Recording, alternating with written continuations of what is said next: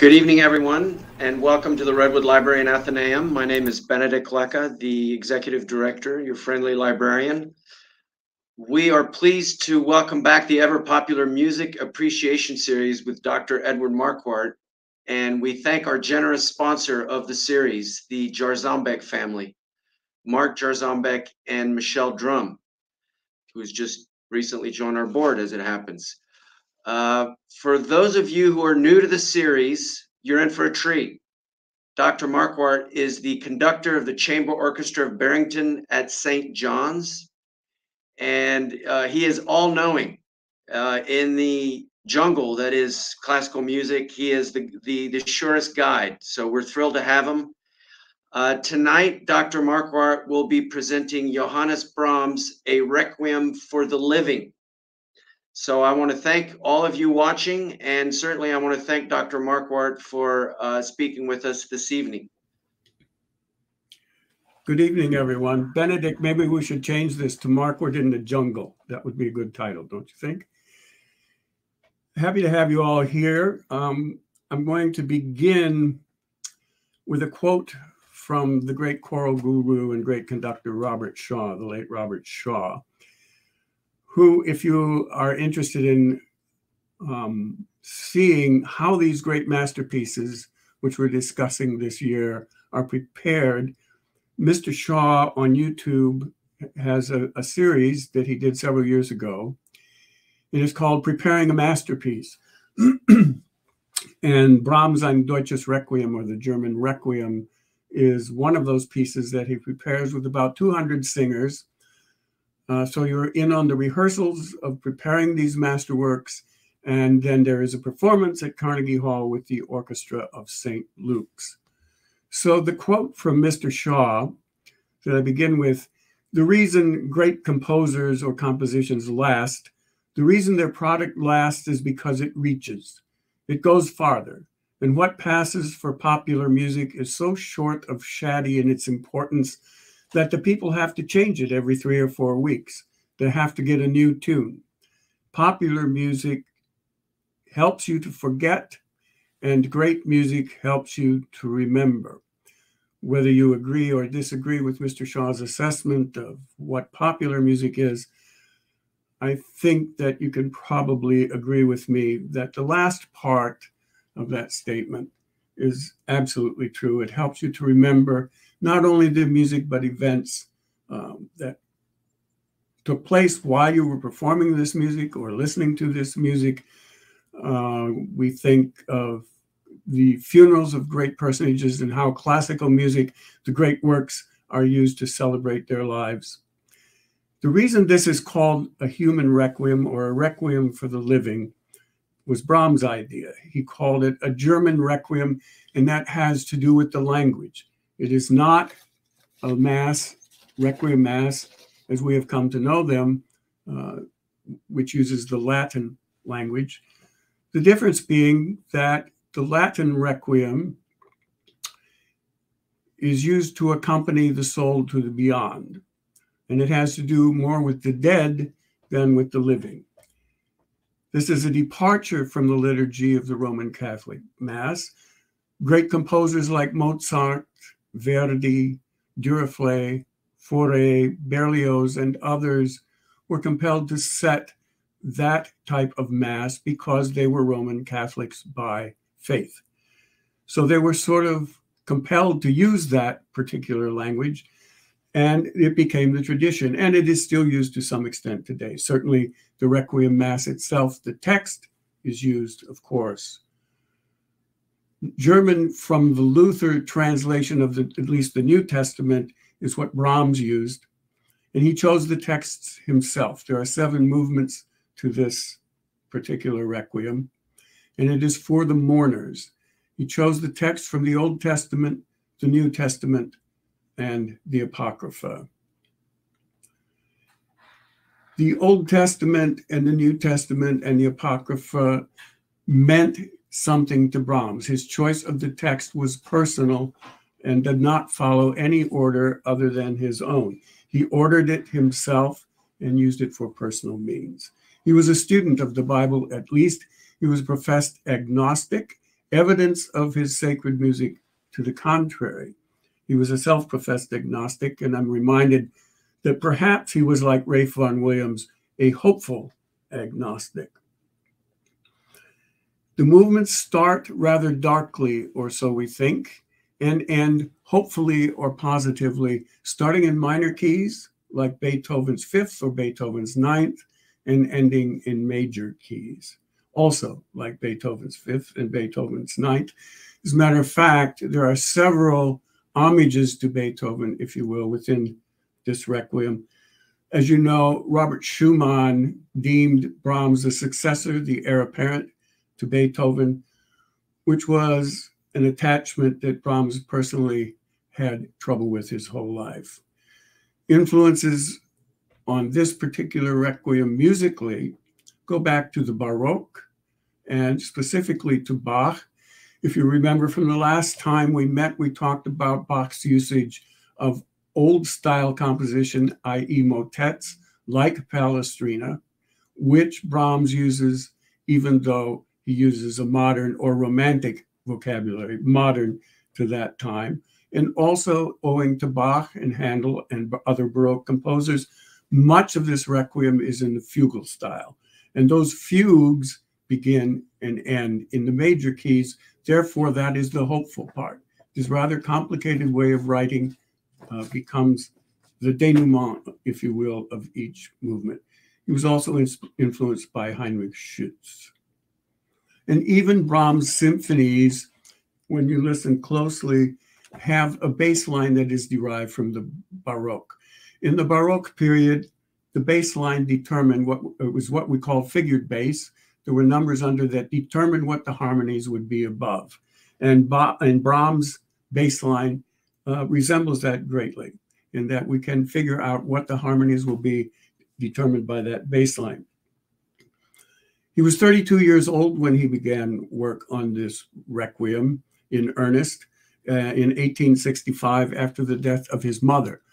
The influences on him prior to that, however, were to a great extent Robert Schumann, who was his mentor, and Clara Schumann, who was his friend.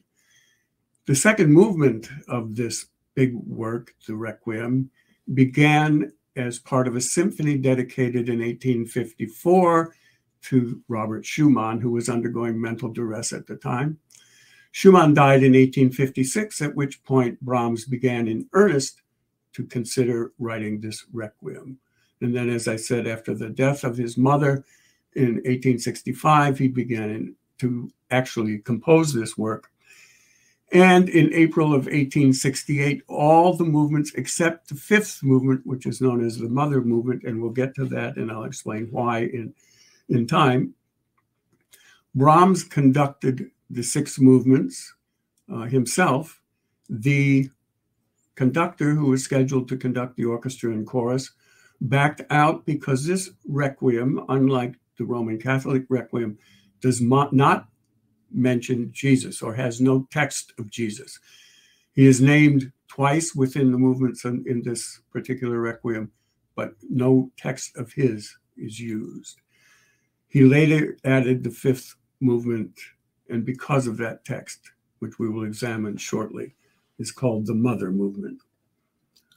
I've had over a 50-year association with this particular masterpiece, and I didn't love it at first, but I have come to love it, at least tied with all the other works that I consider my favorites. For a long period of time, it was what I considered my desert island piece. If I were to be stranded, this is the piece I wanted to accompany me. When we think of Brahms, we sometimes think of a lugubrious way of moving, thick, heavy, and indeed some of the movements of this work begin that way. But on further examination in this 50-year period, you can find even there is going to be hope, which he aims for in these big fugal moments for the last third, probably, of each of these movements. He was 35 when he completed it, aiding that conception of lugubriousness to Brahms, I think, is we see these photographs of this guy with a beard and wrinkled and with the cigar stuck in his mouth. And we forget that age 35 or 32, when he began this piece, he was actually a dashing young man, and all the possibilities of the future were in front of him.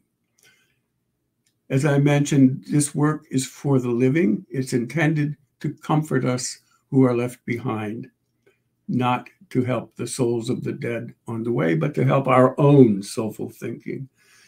The first movement begins right away with a bit of a march, a very slow march of the mourners, as you can picture them proceeding for perhaps the cemetery. But the words, when the chorus comes in, selig sind die da Leid tragen, denn sie sollen getröstet werden. Blessed are they who mourn, for they shall have comfort. And it begins when the chorus enters in sort of a stuttering, stammering sort of way. They only utter the first two words, selig sind, blessed are. And then on the second entrance, we get the full statement, blessed are they who mourn. The first movement of Brahms' Ein deutsches Requiem.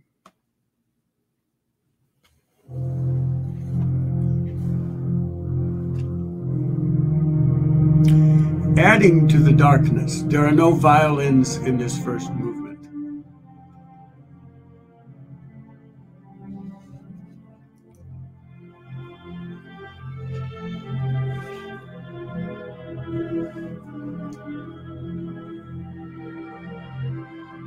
A very slow procession of the mourners.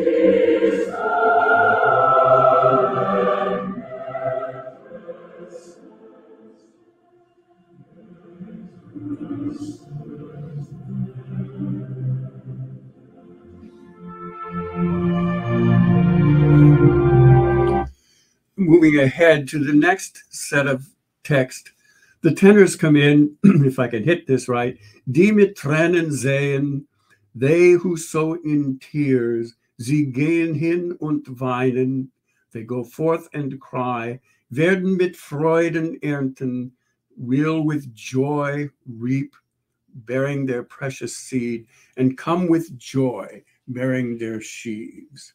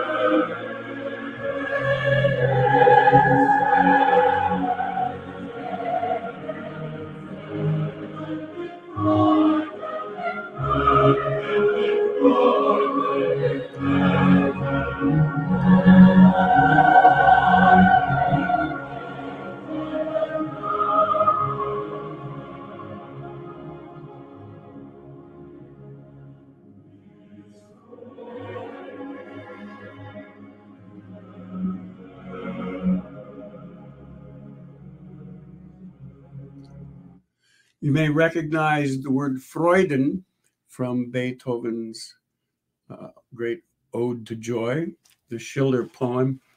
One of the things that contributes to Brahms writing this piece is he not only used Bach's approach to music writing, that is the motet style and the fugal style. He also had trouble understanding Bach's complete acceptance of the Christian faith, and he was well aware of Beethoven's struggles with the faith, trying to keep that faith.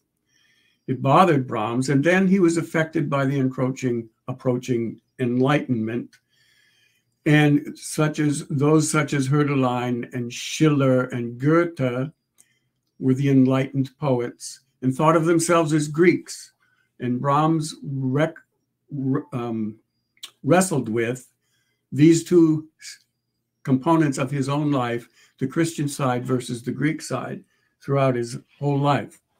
The second movement, which is the oldest and the one that was begun as a symphonic tribute to Robert Schumann, begins, Denn alles Fleisch ist wie Gras, for all flesh is as grass, und all Herrlichkeit des Menschen, and the lordliness or glory of man, wie des Grases Blumen, like flowers.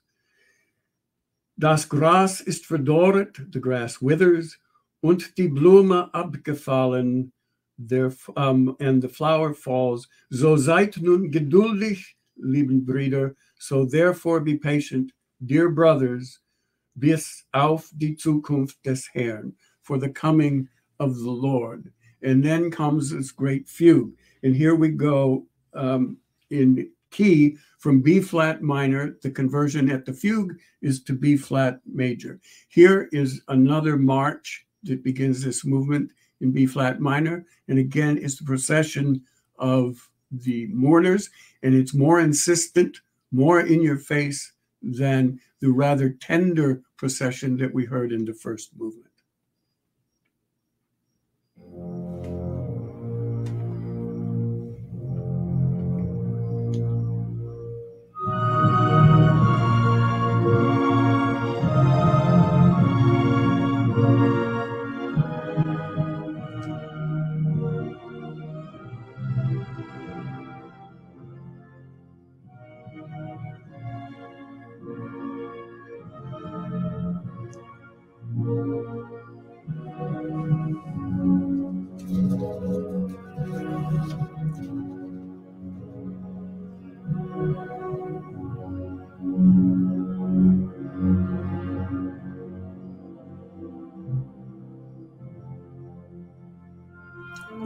Major key, a little bit of hope here in this procession.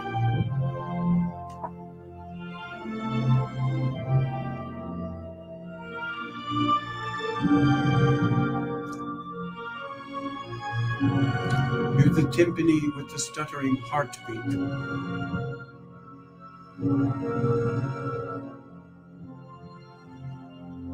And the chorus, Denn alles Fleisch.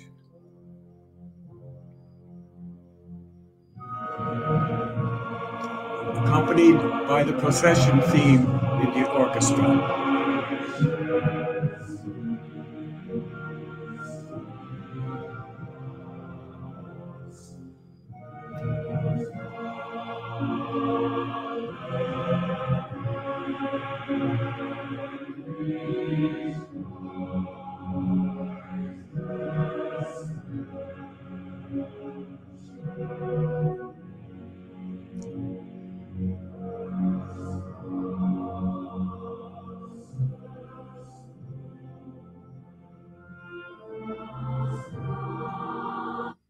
I'm going to move ahead to right before the fugue.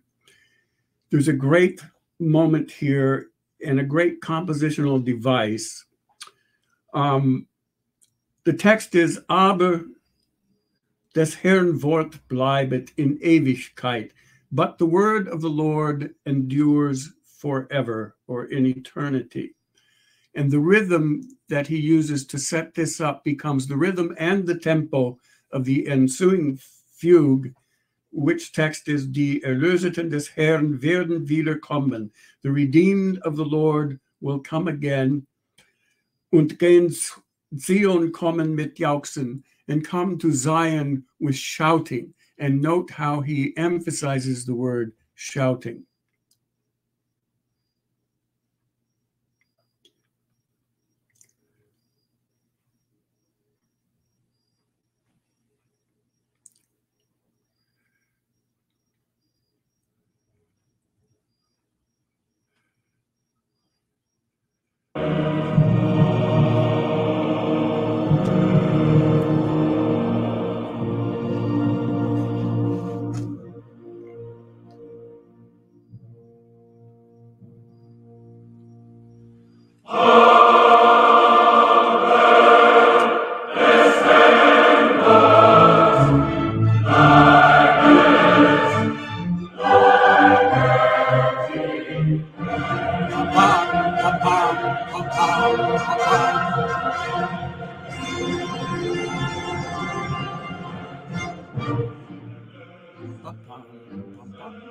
Same rhythm.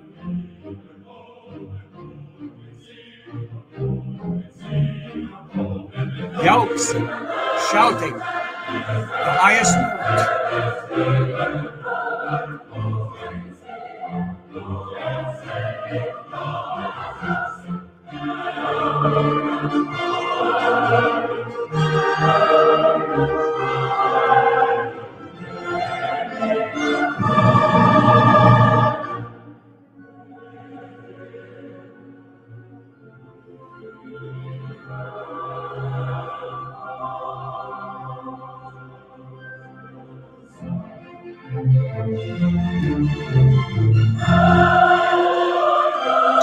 Freude, once again, joy. And sorrow and sighing shall flee, wird weg.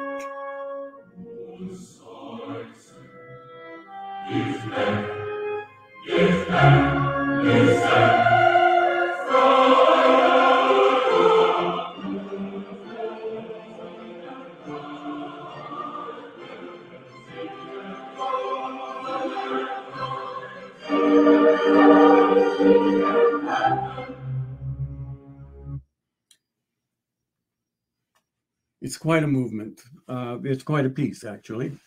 We move to the third movement, and here, for the first time, and there will be another utterance of a similar text, Herr, lehre doch mich, Lord, teach me that I must have an end, and my life has a time span on earth. A very difficult conception, I think, for most of us.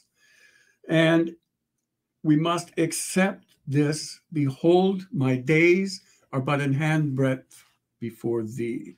And this is the first time we hear the baritone. By the way, the recording is the Atlanta Symphony, Robert Shaw conducting, Arlene Auger is the soprano, and the great Richard Stilwell is the baritone, whom we hear for the first time here.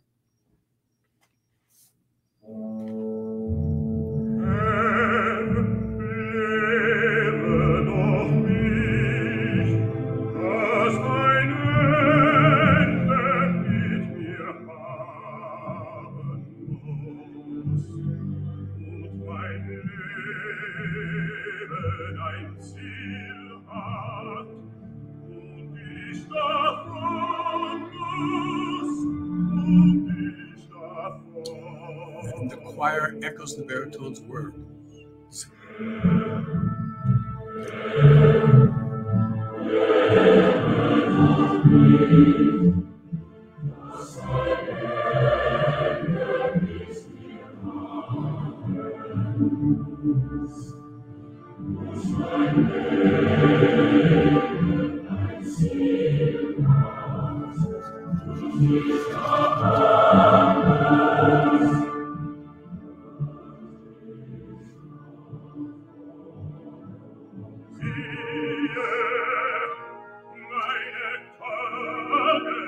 My days are as an handbreadth before thee.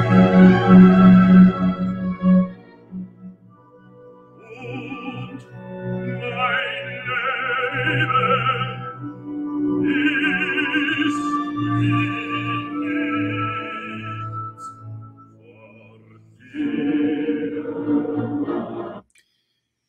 This movement begins in D minor and ends in D major, like the Beethoven Ninth. And that's not the only resemblance. There are chords which are lifted from the Beethoven Ninth that it's an A7 chord in the Beethoven Ninth, and it's before the words Freude, schöne Götterfunken, Tochter aus Elysium. Here, it accompanies the text, Nun Herr, was soll ich mich trösten? Lord, in whom may I put my trust?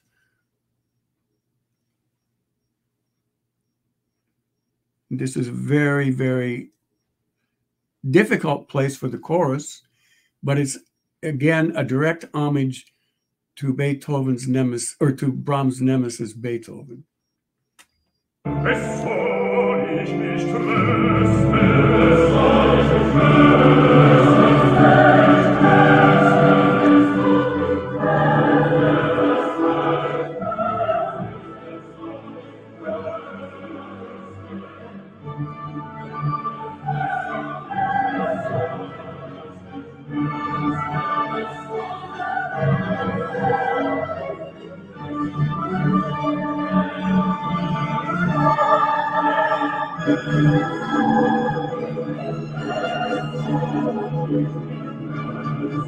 Beethoven Ninth chord.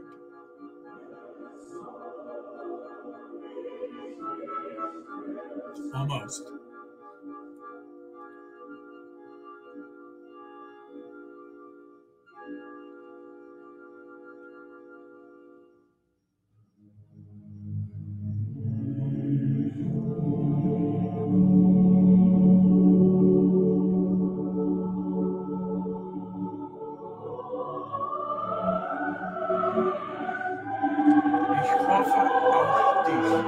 I hope in thee.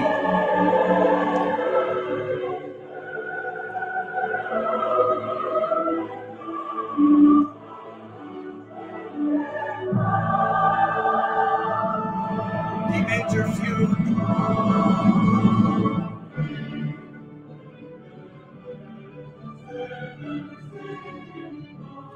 The text, the righteous souls are in God's hand, and no torment shall stir them.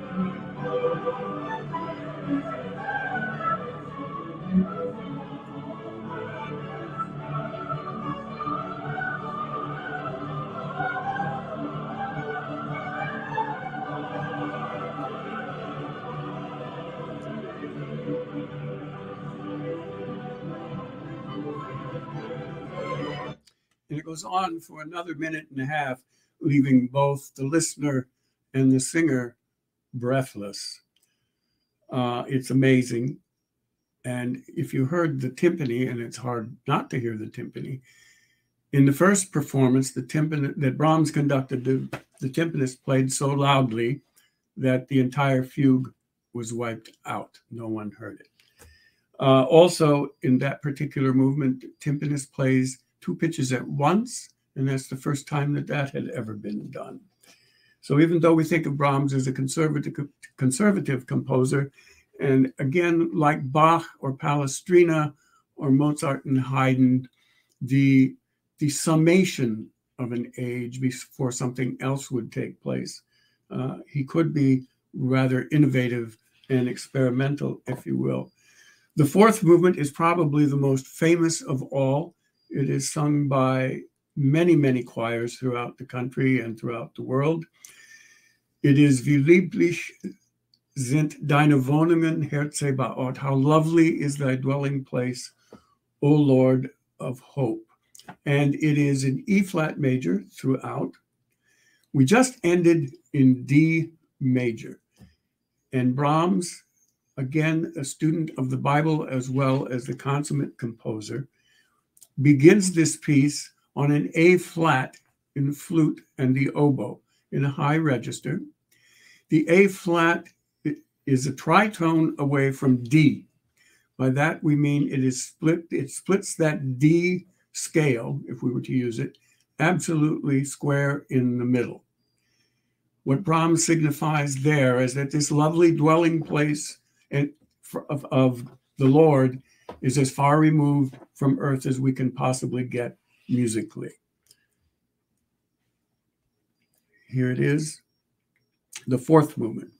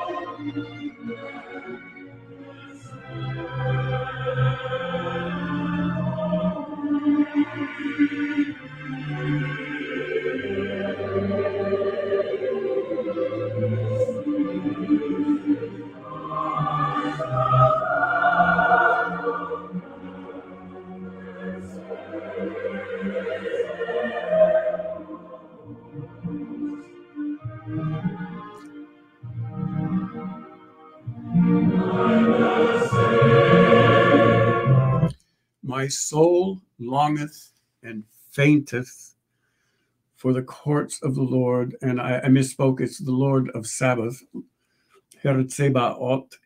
Listen to the longing that Brahms has built into this statement of the text, verlanget. Long and fainteth.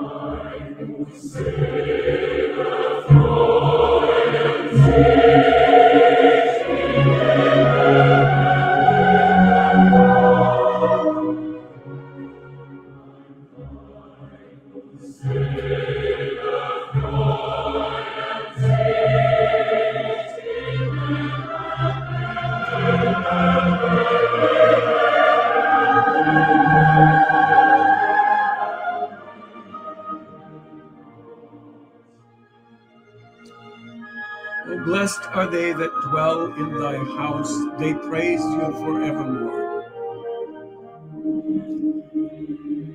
Back to the beginning text. How lovely is thy dwelling place, O Lord of Sabbath.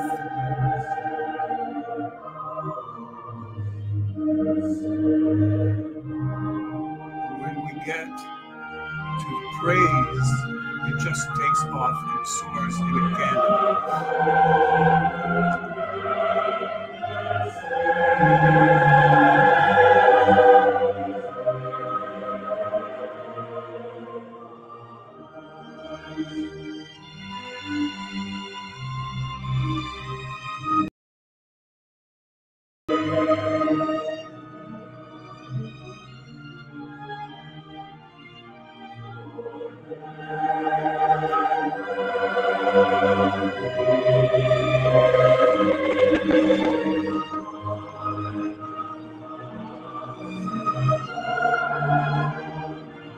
They praise you forevermore.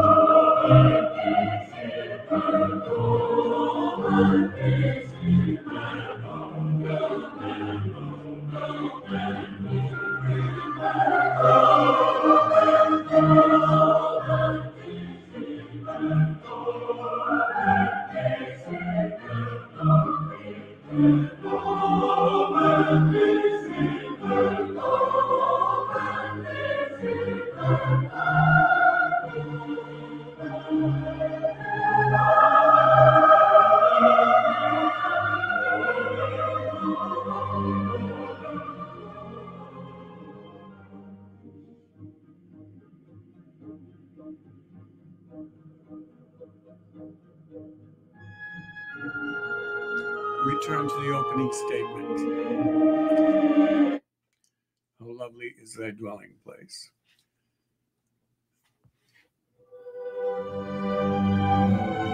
The next movement, the fifth movement, is for soprano solo, accompanied by the choir at a very soft level.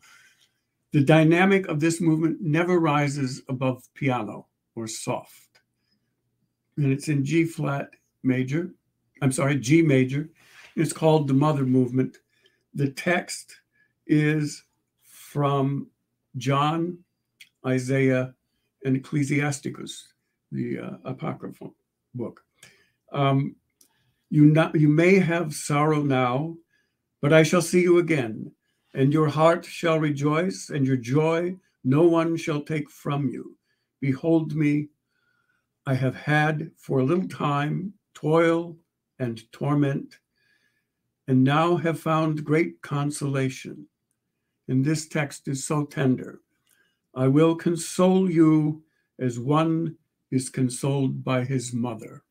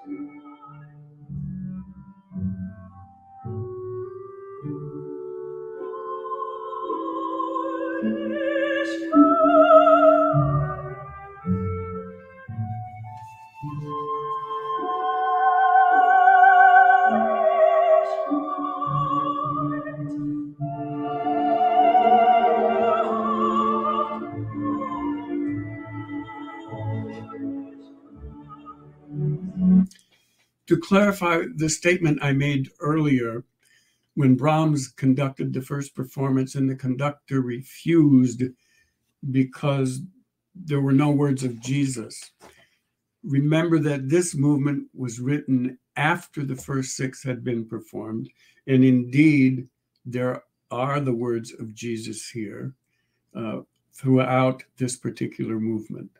They're from John.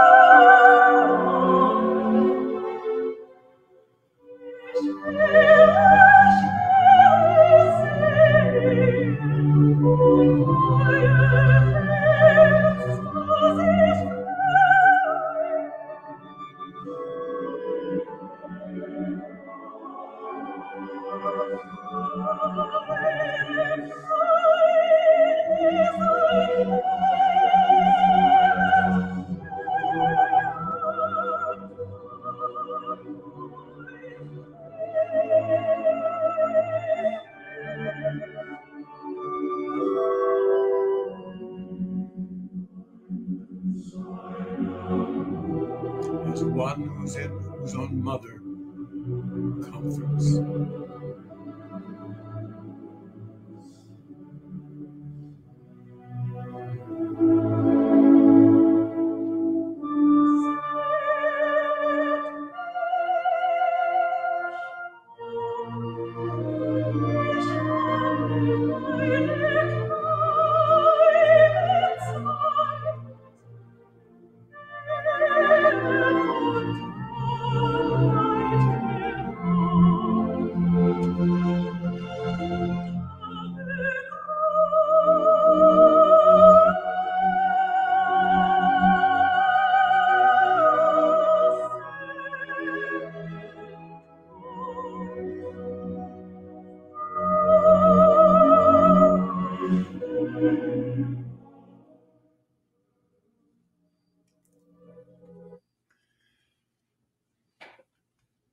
in his preparing a masterwork presentation of this particular piece in that series, after Mr. Shaw rehearsed this particular movement, the fifth movement, he says to the chorus, there doesn't seem to be much reason to continue.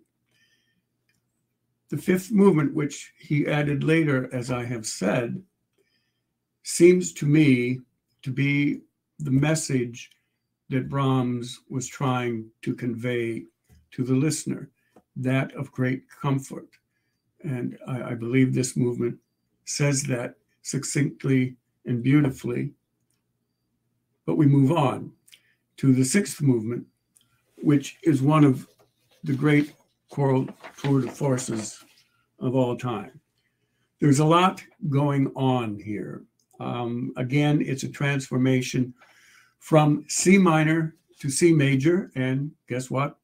The C major section is a fugue, as they have been so far when we go from a minor key to a major key, from the sorrow to the comfort or the hope or the joy. He begins with the text, denn wir haben hier keine bleibende Stadt. Then here we have no continuing place. And it's sort of related to Herr, lehre doch mich, the third movement, where the text says, Lord, teach me to know that I have an end, that there is a lifespan, that there is a time I'm here on earth. So the sixth movement and the third movement are related in that way. They're also related in the fact they begin in minor key and they end in major key. The minor key here, however, is a Brahms employing what might be called a madrigalism. It's C minor, but it's so muddy that you can't determine it at first whether you actually are. So not only do we not have a continuing place on this earth, we don't seem to have a continuing key either. The muddying of this C minor echoes the words of the text. As I've said, the baritone continues with the great Corinthians text, which most of us know from Messiah. Behold, I tell you a mystery. And it is musically like a dies irae in the Roman Catholic Requiem that we know so well from Verdi and others. This one, however, is textually triumphant. Death, where is thy sting? Grave, where is thy triumph? And then it ends in this great C major fugue. Lord, you are worthy to be praised, to have honor and glory. So let's give a listen to this. It's also, this work, I might say now, is one of the great stamina chorus works for the singers themselves. It just goes on and on. It's really a choral requiem. There are two soloists, but the chorus carries most of the work, and it can be taxing.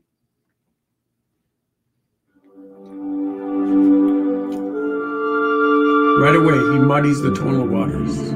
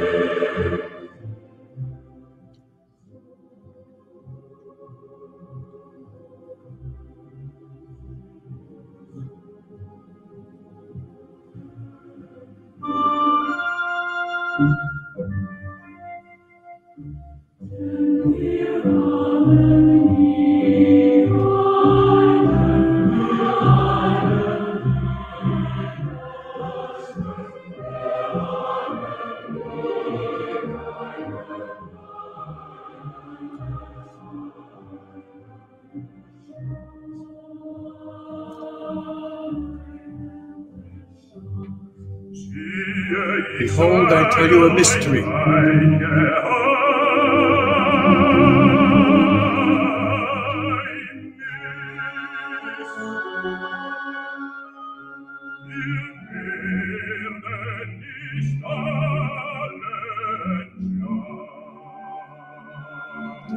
We shall all be changed.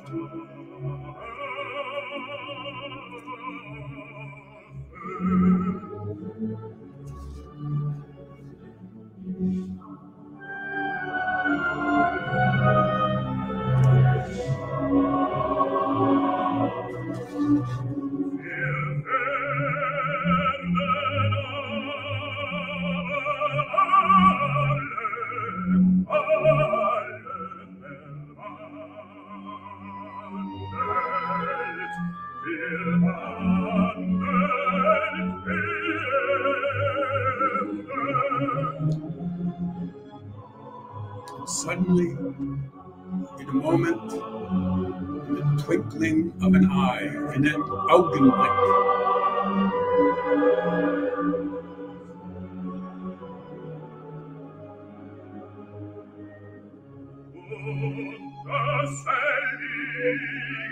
an instant, at the sound of the last trombone,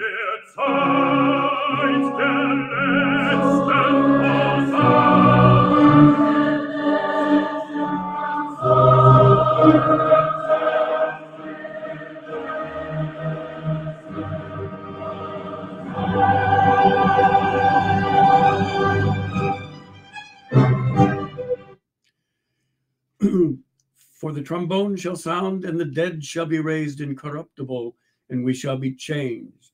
Then shall be fulfilled the word that is written, death is swallowed up in victory. O death, where is thy sting? O hell, where is thy victory? And then the final fugue, Lord, thou art worthy to receive all praise, honor, and glory, for thou hast created all things, and through thy will they have been and are created.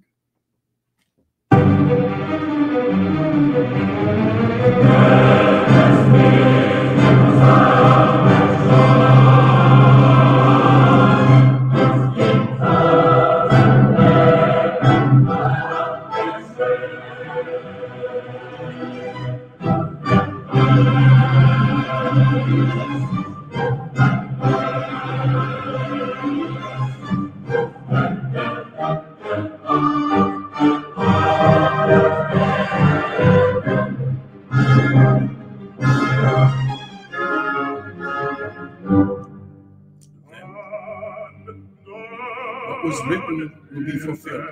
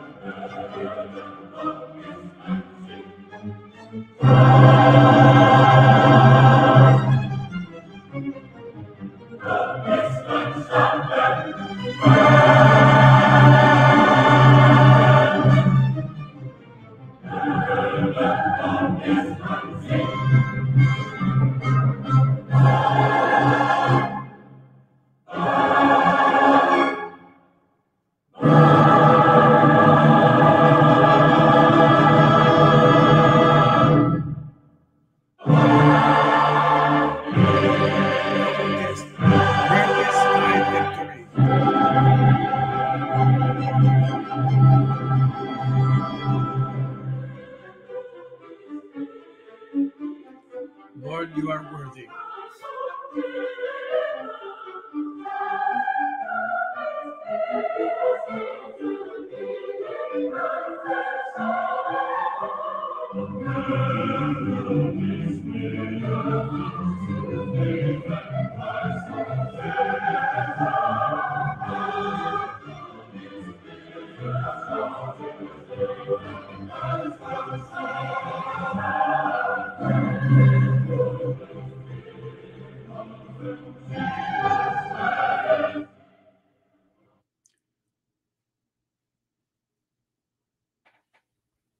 one movement to go, the seventh. As the first, it is in F major, and the text for the first was, "Blessed are those who mourn, for they shall receive comfort." And the text for the last are, "Blessed are the dead who die in the Lord. From henceforth, says the Spirit, that they rest from their labors, and their works shall follow after them." This is the most marvelous ending to what has come before for the first 65 minutes. This is like a nice, warm, surrounding fire of comfort for those who die in the Lord. As I said, the first was in F major, but it started so low, and it was sort of a gloomy major. This is an exhilarating F major. The first part took us about 16 measures to get to the first utterance of the chorus, which, if you remember, was a rather slow, tentative, "Blessed are, selig sind." In the final movement, it's a soaring statement from the choir, and it begins after only one measure.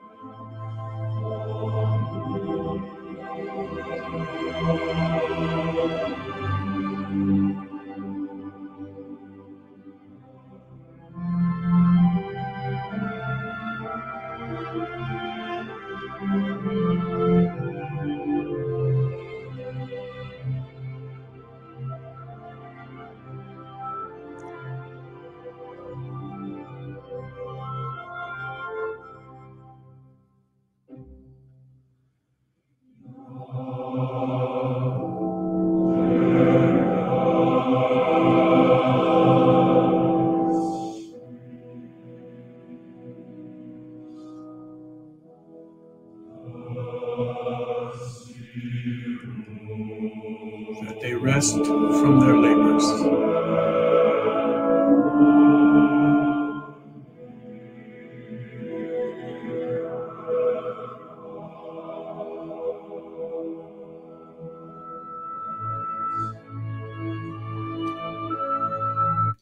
Right here, he goes to A major.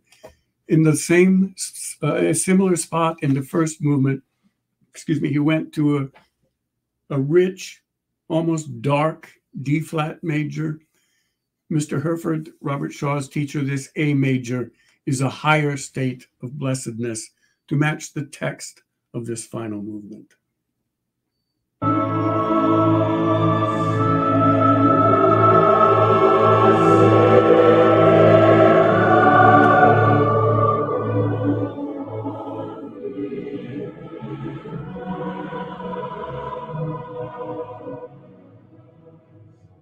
listen to the end.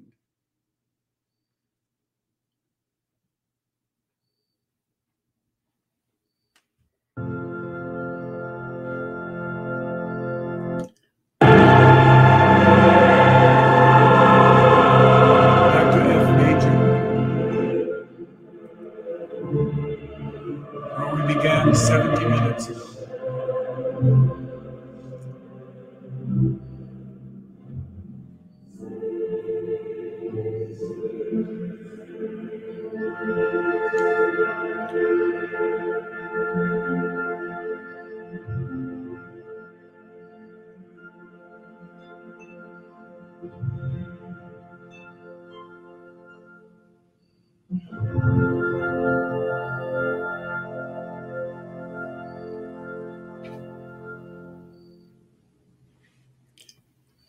Just a few words in conclusion.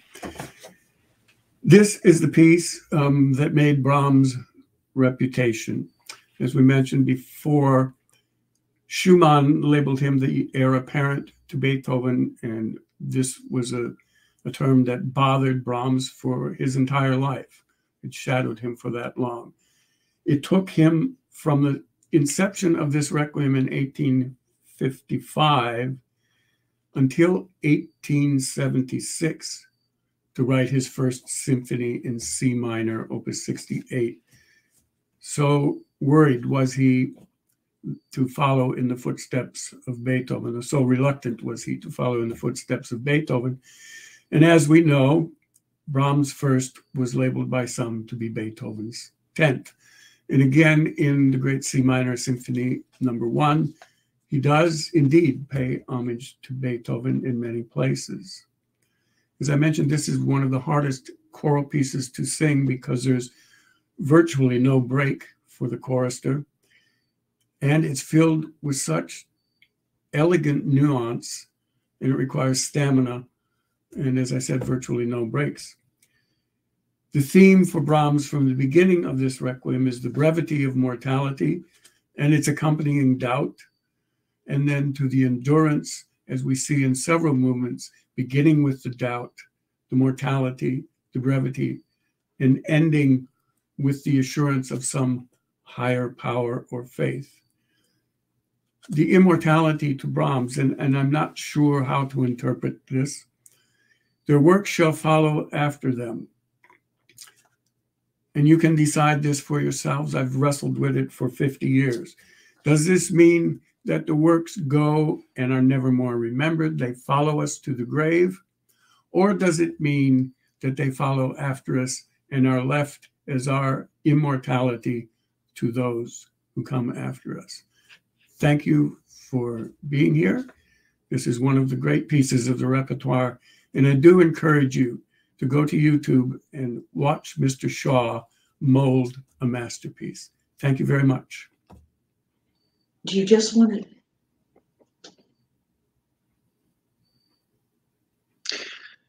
Thank you, Dr. Markward. That was amazing. Once again, thank you so much. I hope all of you will join us for Dr. Markward's next lecture on November 17th as he presents Leonard Bernstein, A Spiritual Journey, the 20th Century's Crisis of Faith.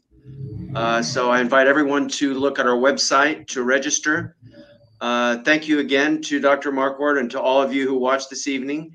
Thank you and good night. Thanks so much.